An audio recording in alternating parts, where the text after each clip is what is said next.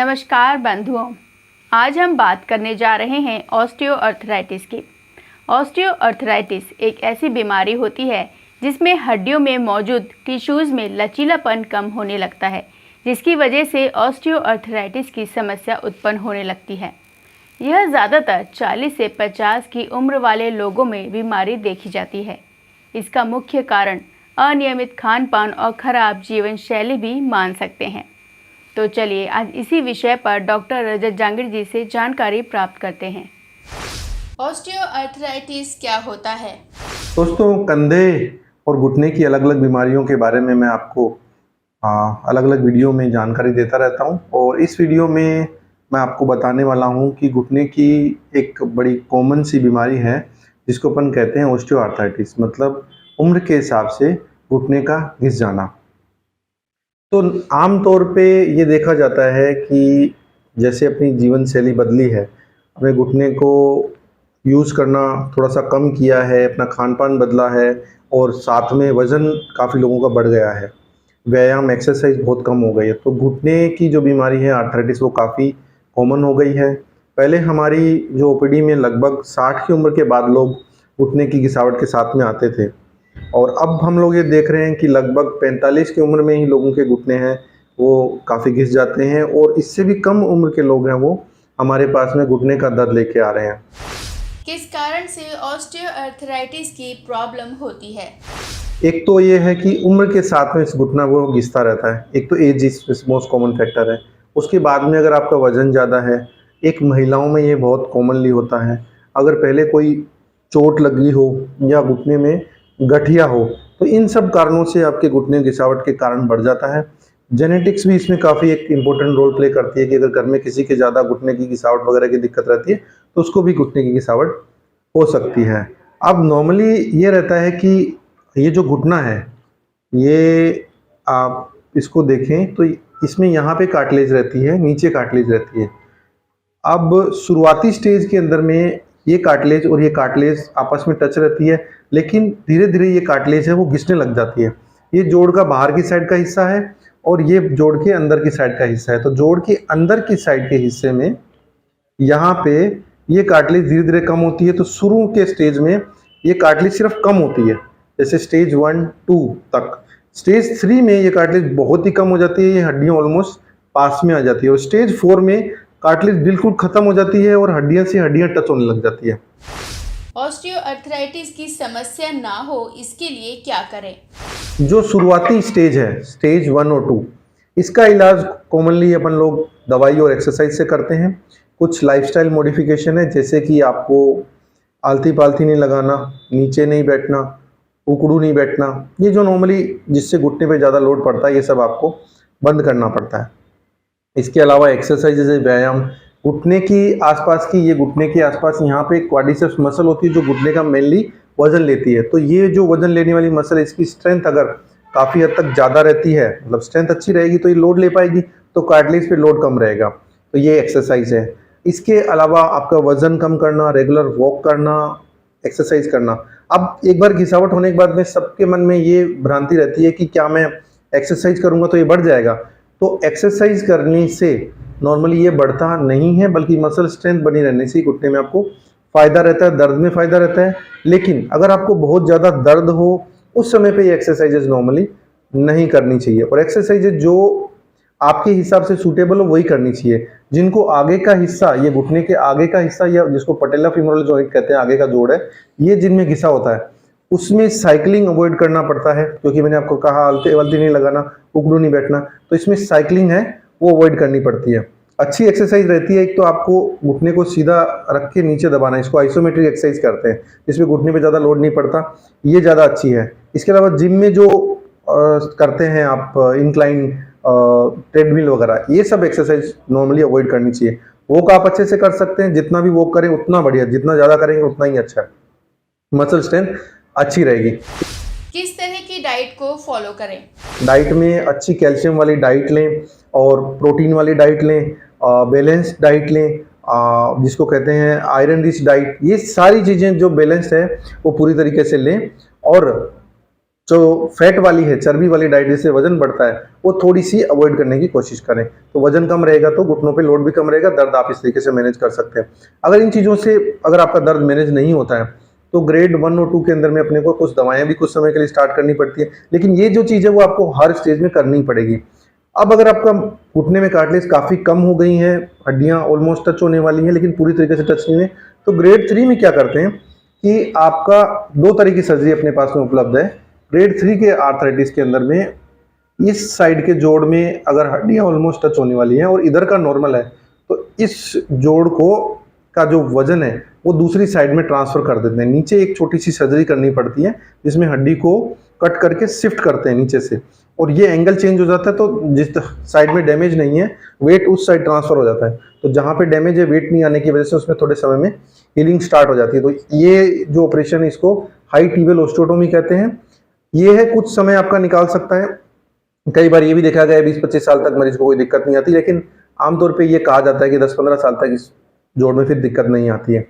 एक अगर इससे भी ज़्यादा थोड़ा सा एडवांस हो गए लेकिन सिर्फ एक ही साइड का आर्थराइटिस है, मतलब जो आपको मैंने बताया कि घुटने के एक ही साइड का आर्थराइटिस है, तो ये आधा जोड़ का रिप्लेसमेंट, मतलब ये पूरा जोड़ है, इसमें सिर्फ ये वाला भाग बदल दिया जाता है जो डैमेज है वही।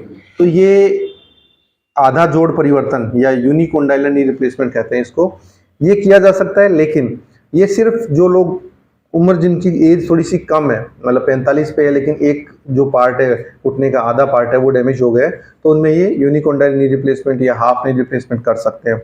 इससे एडवांटेज ये रहती है कि आपका जो घुटने की नेचुरल एनाटॉमी है वो पूरी बनी रहती है, उसकी जो संरचना है नॉर्मल वो बनी रहती है, क्योंकि इसके सारे लिगामेंट है वो नॉर्मल रहते हैं। सिर्फ जो पार्ट कार्टिलेज का डैमेज है उसकी जगह पे आपके ये रिप्लेस कर दिया जाता है। ये जोड़ का एक छोटा सा पार्ट होता है जो कि आप इस जोड़ में देख सकते हैं कि सिर्फ ये इतना ही भाग बदला गया है। ये पार्ट है आपका नॉर्मल रहता है, लिगामेंट नॉर्मल रहते हैं, मेनिस्कस इधर का साइड का नॉर्मल रहता है, इधर का वो आपका जोड़ का रिप्लेसमेंट हो गया है। अब अगर मान लो आपका घुटने का आर्थराइटिस है वो इससे भी ज़्यादा एडवांस हो गया और तीनों कंपार्टमेंट, मतलब आपका मीडियल साइड का, लेटरल साइड का और ऊपर का, तीनों इन्वॉल्व हो गए, तो इसमें टोटल नी रिप्लेसमेंट करना पड़ता है। टोटल का मतलब पूरा। तो इसमें ये जोड़ इस तरीके से बदलते हैं। इसको और इसको आपको एक तरीके से कंपेयर करें तो ये आधा है और ये पूरा है, इसमें सिर्फ ये इतना सा भाग बदला है। अब ये जो पूरा बदला है इसमें क्या अलग करना पड़ता है कि इसमें जो बीच का लिगामेंट है ये भी निकालना पड़ता है।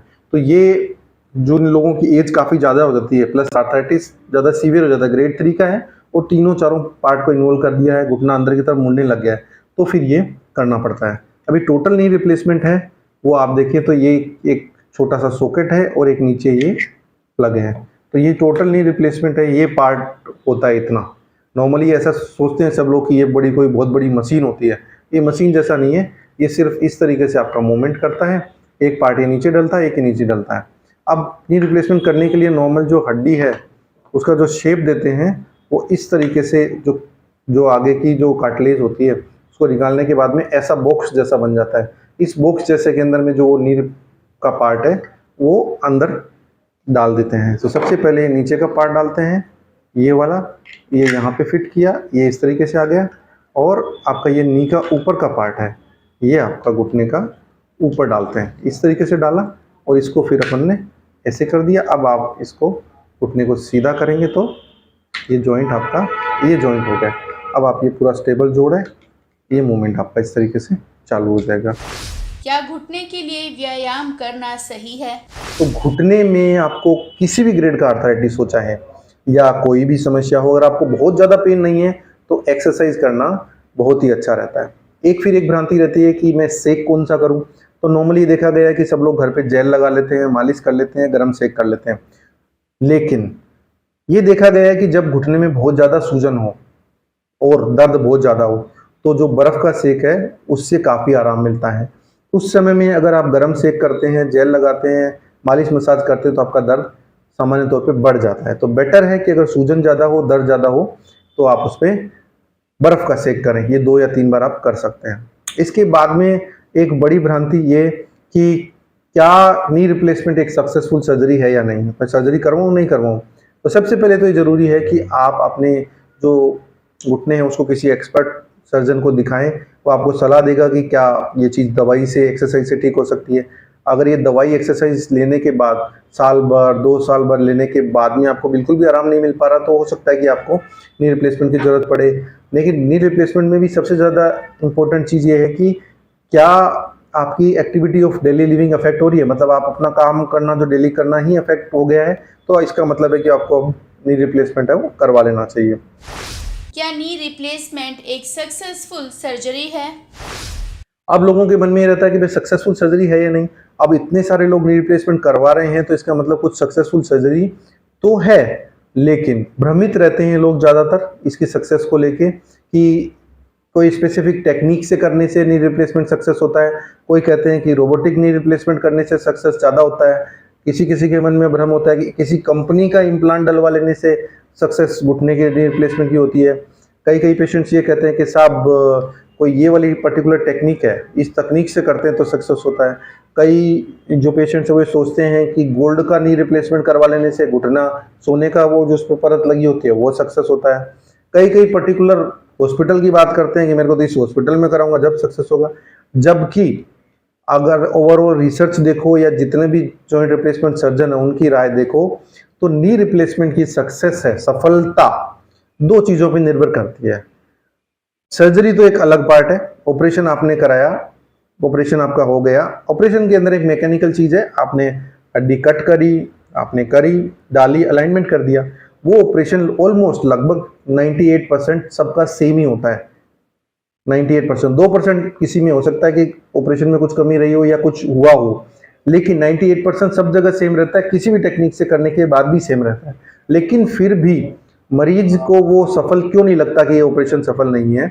इसका कारण कि हो सकता है 70% मरीज संतुष्ट हो, 30% संतुष्ट नहीं हो।